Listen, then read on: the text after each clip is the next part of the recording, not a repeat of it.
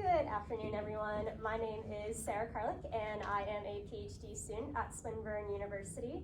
I am in year 2 of my PhD.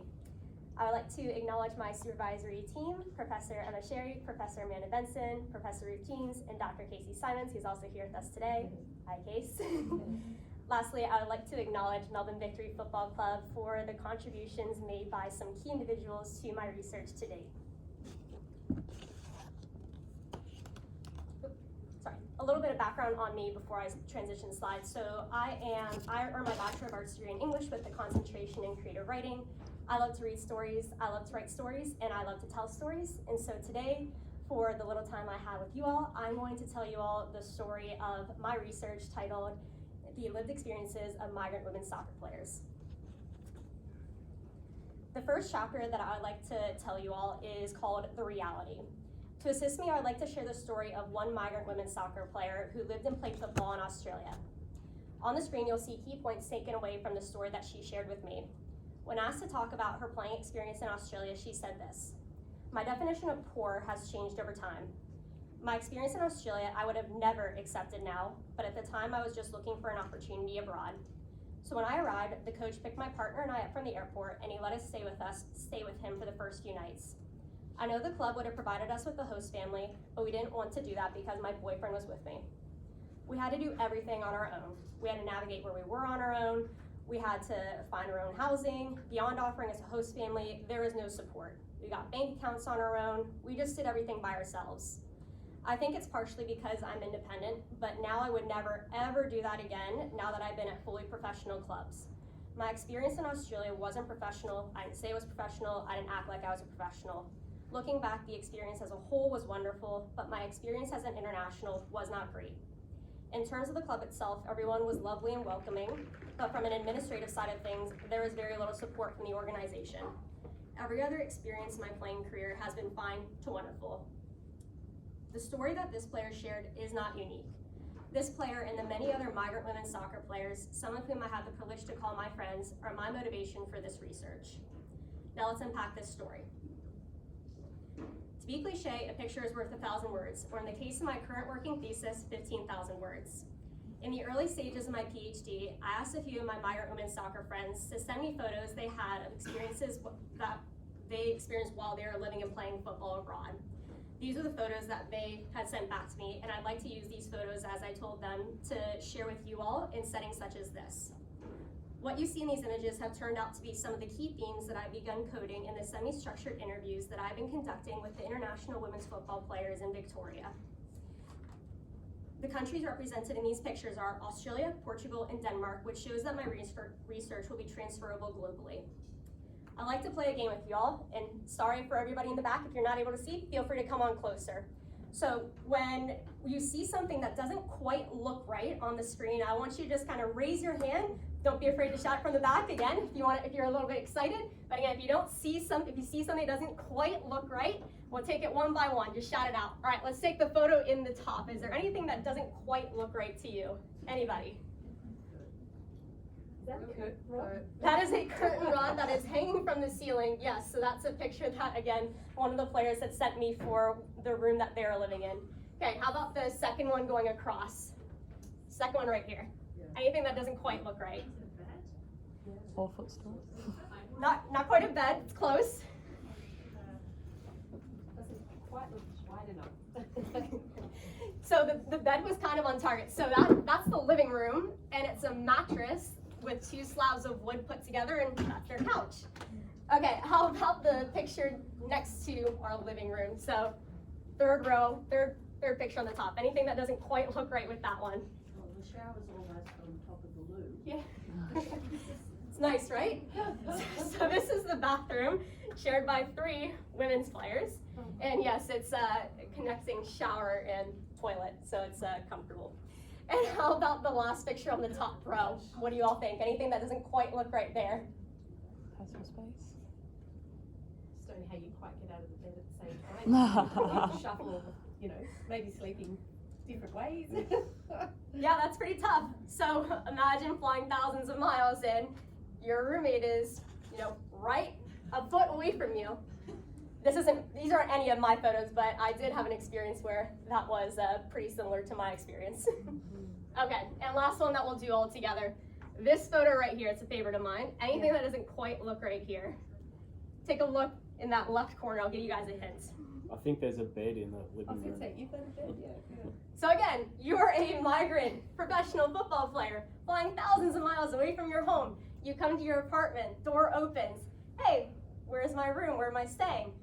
Your teammates, there's 3 of you in that apartment, go, oh, you're in the corner of our living room, here you go.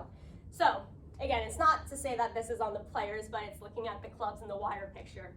The last 2, I'll give you all the context for. So, and thank you all for playing along. So the apartment in the image in the middle row for the bottom, this was a apartment that the coach at a soccer club owned, and he rented out their apartment to non-athletes who had no affiliation to the club. So an English-speaking player moved into this apartment and was living with 3 other individuals, 2 men and 1 woman, and no one was fluent in English. That was her room. When asked to talk about her room, she goes, I can't open my suitcase and still be able to walk around, so it is a fairly small space that she's living in. The map in the final picture might look familiar to any of you who have lived in Melbourne. So a friend of mine was living and playing soccer in Melbourne, and she'd bike to and from practice in the evening because she did not have a car. So that would mean that she was biking 9.3 kilometers there and 9.3 kilometers back in the dark, uphill, and after training. From these images, the 3 key themes that I've begun to notice from my initial data collection are quality of living, player safety, and transportation. When I presented these images to my review panel at my confirmation and candidature, my 1-year milestone, the first thing that one of my reviewers said, well, I can't believe the example shown in this document. If I was a player, unless I was desperate, I would never play at that club. Sadly, this is the reality of many women's football players, professional or amateur, that are playing soccer abroad. After giving you all the context and initial codes for my semi-structured interviews, I'd like to share what we know about this topic. With professionalization and globalization of women's soccer, the number of players leaving their home country to play in a foreign country has increased significantly. This year, there was a 30% increase in the total number of migrant women's soccer player transfers compared to 2022. FIFA has 211 member associations. Of the 30 women's leagues that are competing globally, only 19 have more than 50% of the clubs mainly made up of professional players. While there are now over 29 million women's soccer players globally, with the goal to increase this to 60 million by 2026, the possibility to play football abroad and generate a realistic income stream is only possible in less than 10% of the countries currently listed with FIFA. This means that highly talented and skilled women's soccer players have to leave their home country and migrate to another country if they want to pursue a career as a professional soccer player. In order to live and play soccer in another country, players have to have a visa. Currently, it is challenging to track these players' visa categories, as most often they enter a foreign country under different visa classifications, such as student or working holiday, rather than as athletes under sporting visas. The literature on male athlete labor migration, and particularly men's soccer, has been well documented. However, this is not the case for women's soccer players. There is scant literature investigating and documenting the lived experiences of migrant women's soccer players. Therefore, this research will specifically focus on Australia, women, and soccer. For my thesis, I have 4 research questions. The primary one being, what are the lived experiences of migrant women's soccer players? I would also like to investigate the decision-making and planning processes of the players, and then the support, if any, which are provided to the players. The methodological approach to this study will be both an autoethnography and an ethnography. In this study, I am from the same culture as the study's participants. I'm a migrant soccer player that's currently living and playing soccer in Melbourne. I've lived and played soccer in 5 different countries, including Australia. Drawing on my own experiences and discussions with other migrant women soccer players, I become interested in the challenges that migrant players like myself face upon entering a foreign country to play soccer. While the level of support varies from club to club and country to country, it's been my lived experience from playing in both Brisbane and Melbourne that Australian women's soccer teams and institutions have not been held to a high standard supporting and successfully integrating migrant players into Australian teams and culture. There are 2 approaches to data generation for this study. The first approach, as I mentioned earlier, will be to conduct semi-structured interviews with the migrant women's soccer players in the top 5 leagues in Victoria. For your reference, I have provided you all with a table showing the number of possible migrant women's soccer players in each of the 5 leagues included in this study. The second approach is observing, recording, and analyzing data from a pre-established WhatsApp group chat that's composed of approximately 30 migrant women's soccer players. 3 migrant women's soccer players created this group chat, and it's called the Players Network. Sport labor migration is a global phenomenon with significant growth projected. As many of you are aware, we are currently wrapping up the Women's World Cup. Soccer players may now consider Australia as a favorable destination for their soccer careers. As far as can be determined, sport labor migration has not conducted a considered analysis on gender migration women in sport. The results of this study will specifically contribute to regulations and policy frameworks on player migration and the international transfer system, which will support and integrate migrant players into team, club, culture, and the culture of a new country. To end my time with you all, I want to tell you one final story, and this one is called The Possibility, and it goes like this. Feel free, if you need to close your eyes to really visualize it and get your head wrapped around it, you're okay, I won't think you're falling asleep, but here it goes.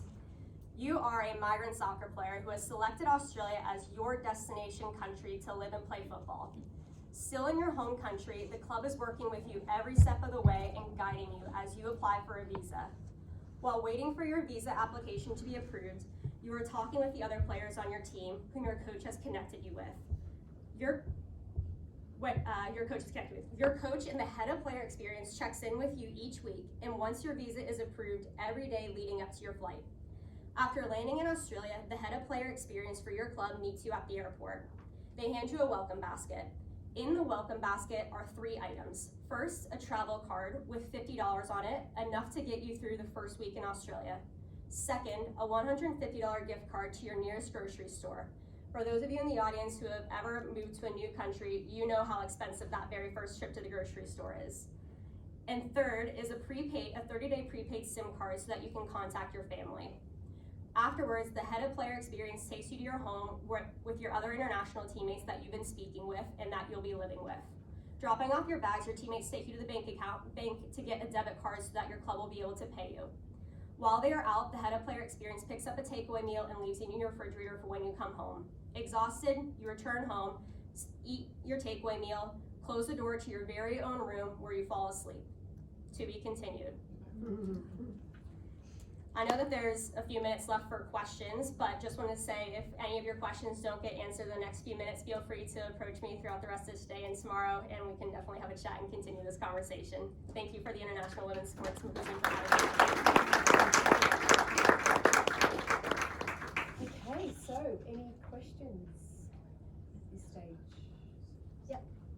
So is there any link up between other migrant women who've done it before and gone to those clubs before? Do they do any link up between you? Yeah, so a player that's coming into a club, how Yeah. they connected with internationals of that club, Yeah. either current or that have played there before. Yeah. Yeah, so I was the one, I'll use myself as an example. When I played in Israel, I was a bit reserved about going to Israel to play there. And so more so for safety reasons, and for me, I asked the coach, hey, is there any other internationals that have come through? Would I be able to have a chat with them? And I was hesitant to ask that question because I'm not quite sure why. I just feel like there's been a pushback. Like sometimes they're like, why would you want to talk to our players instead of, get there and find out? So for me, that was my experience where I felt like I had to be the one that's initiating it and asking.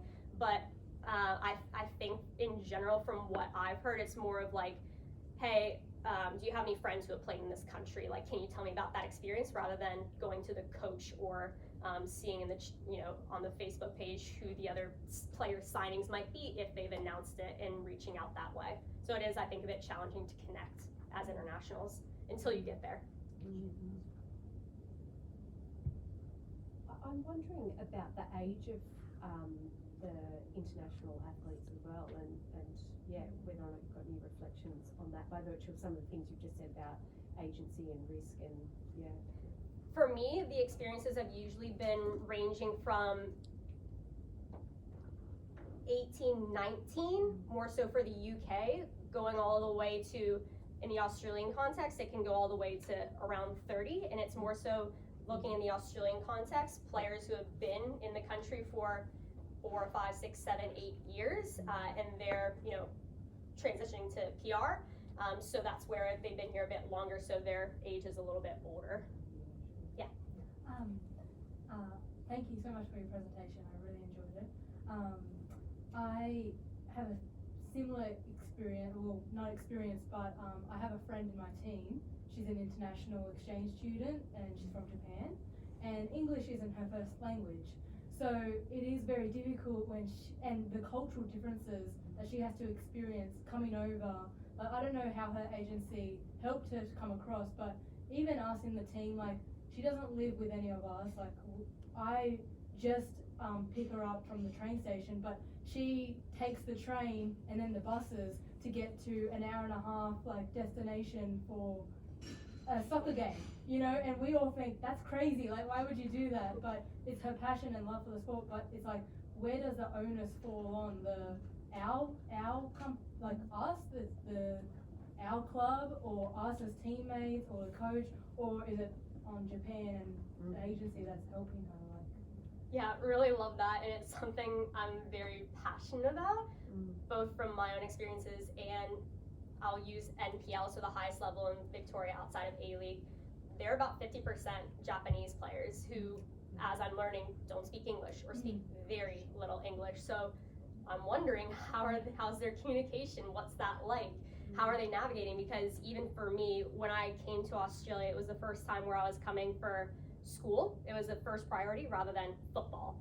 And even for me, I was like, oh, there's all these things I have to do on my own. And the support here has been not as great as it has been in other countries. So for me, I think education is really important, both from like the teammate side of things, like I think that, but it's also more like just that lack of understanding and knowing like what's that like for players. So it's not just on the team, it's also on the coaches, it's also on the leagues to be able to like be held to a higher standard for that awareness of what it's like for the internationals that they're bringing in and having that onus. And I had a recent conversation with somebody, and it was around, that questions or the lack thereof that's being asked. And it's like, they don't want to ask why, like why or how or what you're doing. And so it's really hard to like really have any sort of change moving forward, because it's like, well, you got yourself here or you're here, so you're on your own. And that's just kind of the vibe that I've been getting as a player, and there's also the vibe that I've been seeing for the other international players, where it's like, good luck. And some clubs do it better than others, so I won't say it's general to everybody, but for the most part, that's what I've experienced. Yeah, Paul? I was wondering, do you, like in your experience or in your research, do you get any pushback from clubs or just general public about saying, well, you're in a privileged position because you're playing a sport, like that sort of almost, just don't play sport then? Like what would your response be to that, or have you experienced that, especially from clubs and things like that? I'm gonna go with my gut here. I'm thinking about Gene Williams earlier today. I just think it's not good enough. I think it's not good enough to have a player, whether or not they're in a privileged position or not, have a player from a human perspective travel thousands of miles away from their friends, their family, they're isolated, they may not speak the language. It's not good enough to say, just because you're the designated player, the most quality player on our team, like you can do it on your own. I think that we all need to be held to a higher standard. And again, it comes from asking those questions of, hey, how's it going? Hey, can we check in? Hey, do you need a lift to training today? Hey, do you know how to go to the grocery store? Do you know how the money works here? Is there anything, that you need from us? And it's just little practical things that would go miles to change what that experience is like for a player. Because at the end of the day too, like, you're going to on-field performance, and it's like, it's not good enough to just say, they're here, they need to perform, but it's like, hey, how can I work with you so that we can, achieve something together, and it's not just like up to the player to do it, themselves. So to a degree, yes, pressure is a privilege, but at the same time, when it comes to that support and integration, there just needs to be more. thanks very much. Somewhat of a left field question, perhaps. I know obviously you're looking specifically at soccer, football, but I wondered whether or not you've gleaned any insights or any of your participants have talked about, in basketball, or I know athletes in X sport or Y sport, and it's different or better, or again, yeah, I mean, have you heard anything more about better practices, probably better practices in other sports? Yeah, so the diversity of sports is what I'm going to be challenging myself to look at through the next year and a half of my PhD journey. It's something that's on my radar for, is there a best practice, or is there a sport that's doing it particularly well? And is there anything, transferable that we can take from that sport or that club to then be able to see if that works as a potential model in the future? So I don't necessarily have an answer for you right now, but ask me in about a year and hopefully I'll be able to have something to come back to you with. Next year's conference. Yes. Thank you so much. Thank you, everyone. So just a very big thank